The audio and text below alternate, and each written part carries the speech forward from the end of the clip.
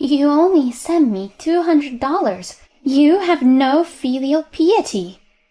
I don't need those pennies anymore. My mother-in-law laughed and told us so. At this point, I heard something snap inside me. I see. I guess I'll stop then. Just think how much you benefited from us until now. My name is Jessica. I'm a 25-year-old office worker. I have a man named George whom I am currently dating. I met him through a mutual friend, and we both like to exercise, so we went to the gym and played tennis together, which brought us closer, and we started dating. He's very kind, and just being with him makes me feel positive. We started living together a few months after we started dating, and he is also amazing at housework. This fried chicken is delicious. I put some spice in it. That's why it's a little spicy. Not like regular fried chicken. Wow, that's great. He has an inquisitive mind, and it shows in his cooking. We share the household chores, and we are each responsible for cooking in different days or the week, but he's clearly a better cook than I am. I wish you could cook every day. It really does taste like a restaurant. Thanks, but I like the food you cook too. You make a really good gratin. My mom's gratin is a little too salty. I see. My parents, too, their dishes are very flavorful. They use too much salt. That's right. On the other hand, some dishes are very light and tasteless, which my mom makes. It's hard to find the right amount of salt in cooking. We spent every day together, talking, eating, and relaxing. I knew that I would enjoy spending time with him for the rest of my life. And then one day, out of the blue, George proposed to me. Jessica, will you marry me? You are the only one I want to spend the rest of my life with. George. He pulled out a ring and showed it to me. I was so happy I cried. Yeah, of course, and accepted the proposal. I was really happy and experienced growth and happiness. My heart was filled with excitement at the thought of becoming the best couple we could ever be and building a warm home together. Then we reported our marriage to each other's parents. My parents loved George very much, and they got closer immediately. I also have a younger brother who is 5 years younger than me, and he also loves him. I always wanted a big brother, so I'm glad George is marrying my sister. They exchanged contact information and went to the batting center on their days off. So I was surprised at how quickly they got to know each other. And next, we went to meet his parents. George's parents live in a rural area, so we took a plane on our day off and headed to his hometown. I know it's rural compared to New York. But I think it's a nice place with clean air. Really? Thank you. I was enjoying the scenery of his hometown from the window while riding the train. Finally, we arrived at his parents' house, and as soon as I stood in front of the house, I started to get very nervous. Would I be okay? Would they like me? When I anxiously asked him that, he replied, Don't worry about it. My parents are very kind to all comers. He rang the doorbell, and his parents opened the front door and welcomed me. Oh my, you've come a long way. Nice to meet you. My name is Jessica. You are so pretty. We're the parents of George. Oh yes, please come up. We don't want to stand around and talk. Thank you. His parents greeted me very warmly. Do you want some tea cakes? Or do you want a drink? Tea cakes, please. You don't have to be shy at all. If you want, we might as well get steak delivered and start a party. Mom, Dad, you're a little too excited. It's still daytime, so let's just relax with tea cakes for now. Yes, let's do that. His parents were cheerful and very pleasant people, just like George. His father runs a small business and is well known in the area. However, he does not want to force his son to take over the business and says that George can live his life as he likes. So, George went to college in New York and then went straight to work for a company there. Still, I thought to myself, maybe someday he will follow in his father's footsteps. Then we will live in this area. It's very peaceful here, and as I said before, the air is clean. So it would not be bad to live here. Thanks to his parents, who were cheerful people, we had a very pleasant conversation. It was lunchtime, so we ended up having steak delivered and some delicious wine. His parents became even funnier with alcohol, and I laughed the whole time. We had such a good time that it was hard to believe I came here to say hello for the first time. A few weeks later, we had dinner at a hotel restaurant for a meeting of both families. Hi, we are George's father and mother. Nice to meet you. I'm Jessica's father and mother. Both of our parents got to know each other quickly, and the meeting proceeded in a relaxed atmosphere from start to finish. We then had a happy wedding. We invited many of each other's friends, colleagues, and relatives, and the big ceremony became a memory that will last a lifetime. My parents cried when they saw me in my wedding dress. George, please take good care of my daughter. Seeing my dad say that with tears in their eyes, I couldn't help but cry as well. Seeing us, my mother and George's parents also cried. But my brother was cheerful and said, Everyone, stop crying and smile, and took pictures of us. Later, I was shown a picture of that moment, and it was funny, because everyone's eyes and nose were red and tearful. Looking at it with George, we laughed. That's the best memory I have. Then George and I started our new married life as husband and wife. Since we were living together, there were no major changes in our lives, but it was still very exciting and fresh, just to be newlyweds. We were very happy, supporting each other. It really is true that the good times fly by, and we realized that 2 years had already passed since we got married. After 2 years, we were still in love as ever, but something sad happened to us. It was the death of my father-in-law. The cause was acute heart failure. My husband's mind went blank when he heard the news of his father's death. We had just recently visited his in-laws for New Year's Day, and at that time they were in good health and happily drinking together. So when he heard that he had suddenly passed away, it was hard to believe it. But when we quickly made our way to the hospital, there he was, covered with a white cloth, my father-in-law. Oh no. Dad, why? My husband could not stop crying. My mother-in-law seemed to have cried a lot and was sitting on a hospital bench in a state of abandonment. My father-in-law's death was too sudden, and we were shocked.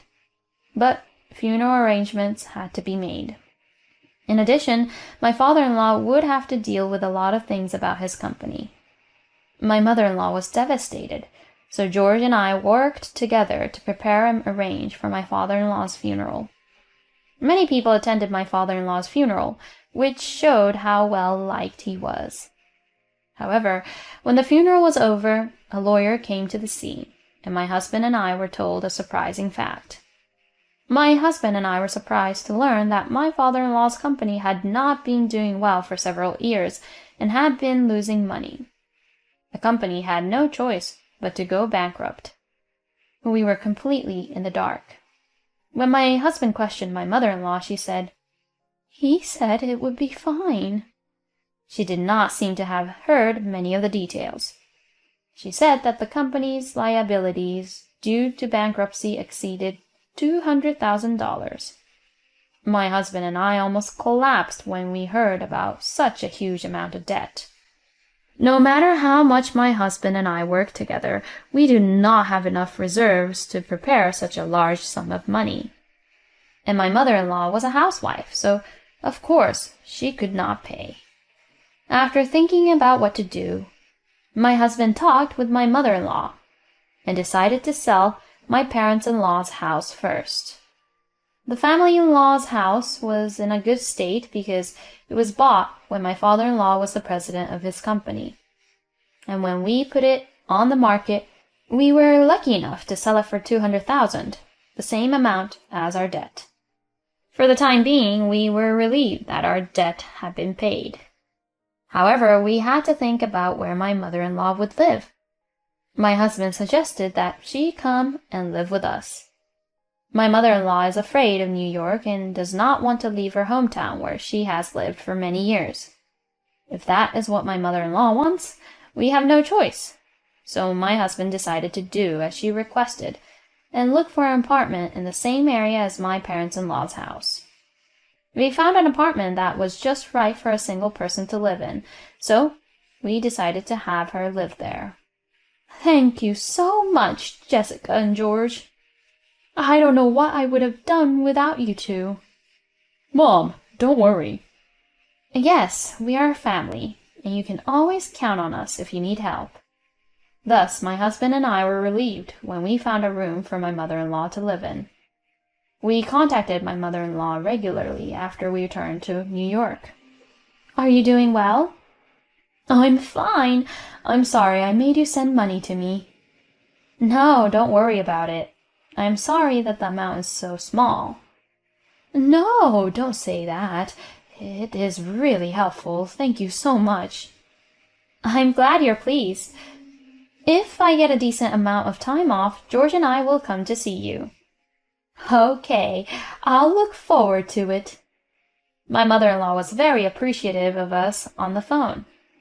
My husband and I have been sending her $200 a month to help her make ends meet. My mother-in-law still has a few more years before she gets her pension.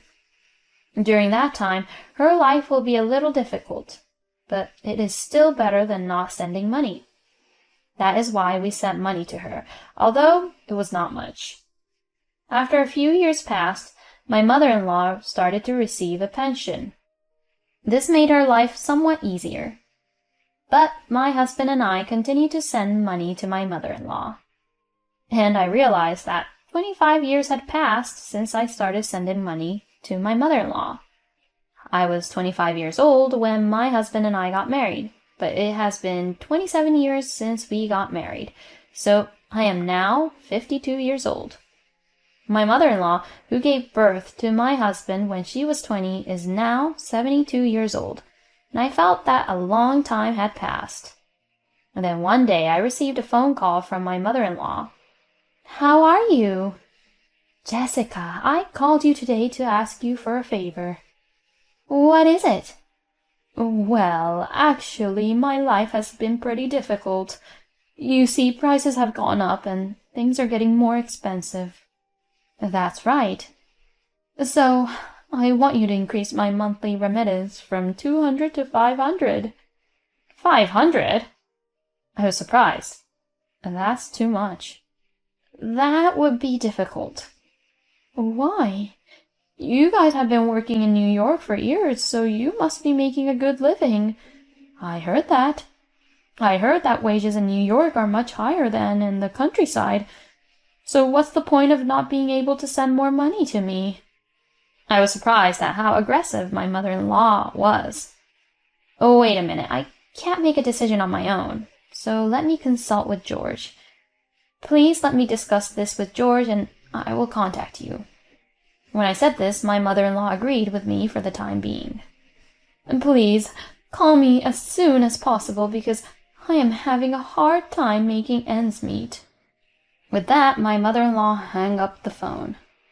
I was perplexed and reported this to my husband when he came home from work that day. What? My mom said that?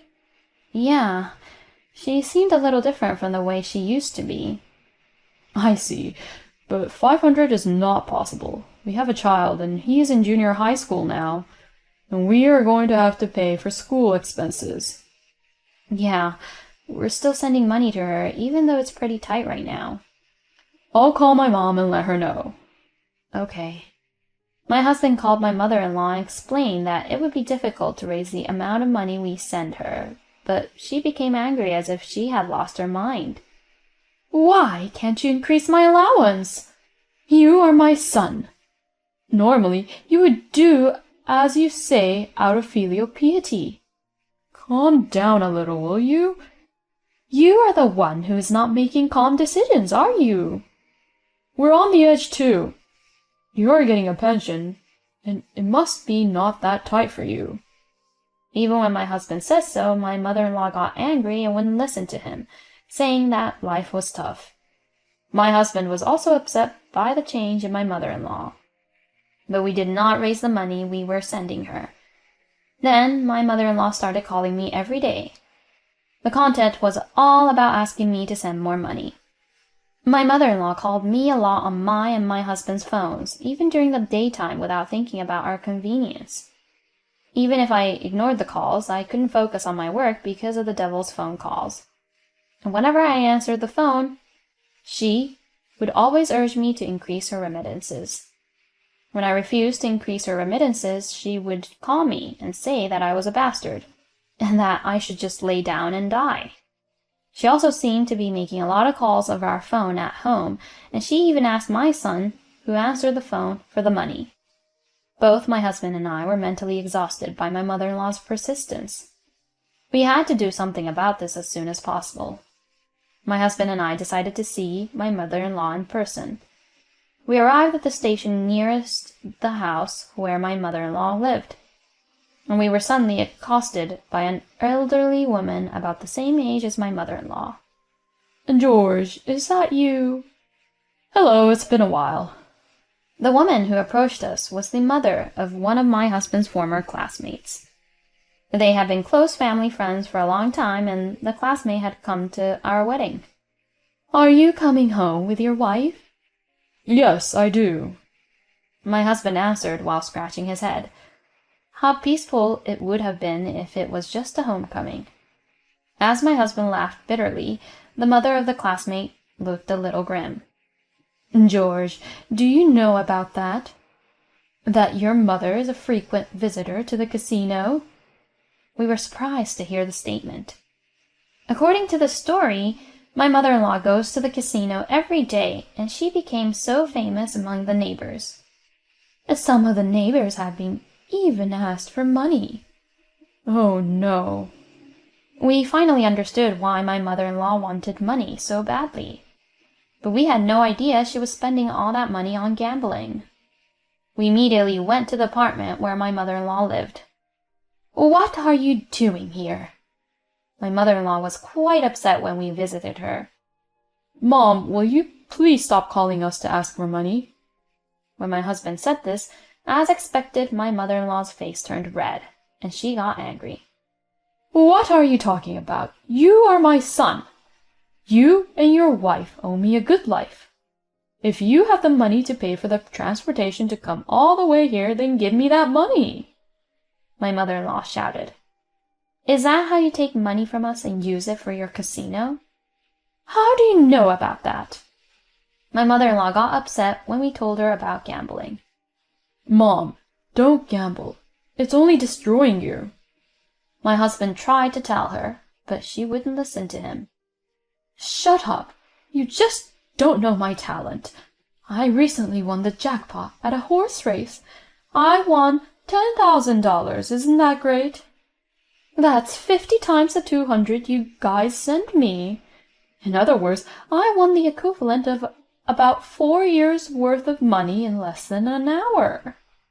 We were all dumbfounded. Mom, it's just a gamble.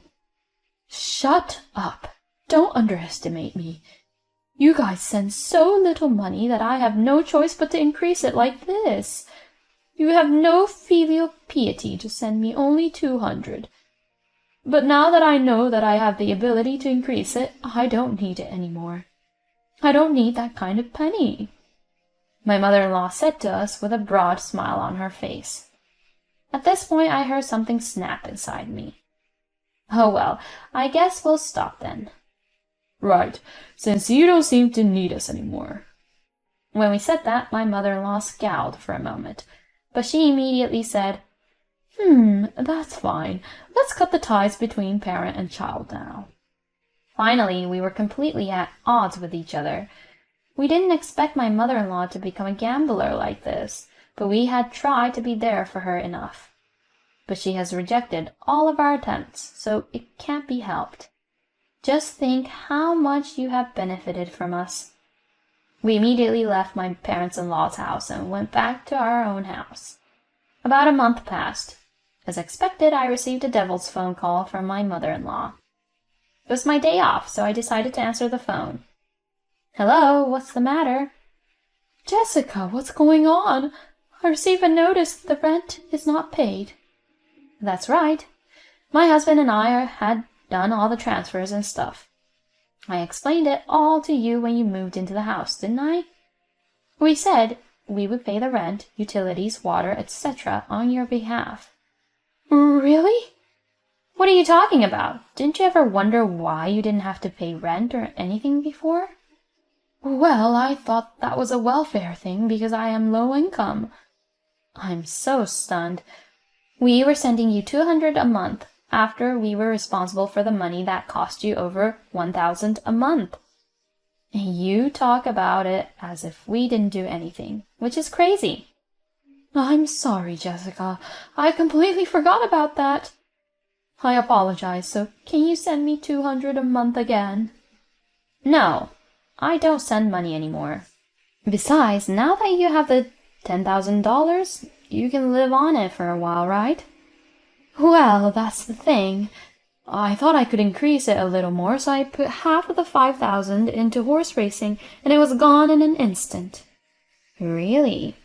But my husband has told me that I don't have to send money or support you anymore. There's no point in going any further. I have nothing to say to you, so I'm going to hang up now. Oh, no. Wait, Jessica. I hung up the phone without caring. Then I blocked her number. When I told my husband as he came home from work, he was stunned. I blocked the calls too, so you don't have to worry about it anymore, he said. Then, according to my relatives, my mother-in-law couldn't stop gambling, got into debt, and was evicted from her house because she couldn't pay the rent and other bills. She then turned to all her relatives, but they all rejected her, saying that no one wanted to keep such a gambler in the house. I don't know what my mother-in-law is doing now, but she may be being hounded by debt collectors. But it's none of our business anymore. It's all my mother-in-law's own fault. On the other hand, now that my husband and I no longer have to support my mother-in-law's lifestyle, we have more money to spare and can start saving for our son's future school expenses. We will continue to live in harmony and support each other as a family. Jessica and her husband have provided a great deal of support up until now, but she is a terrible mother-in-law to blame them and forget the benefits of that support. And she deserves it for getting addicted to gambling and getting into debt. I hope Jessica and her husband and son live happily together from now on.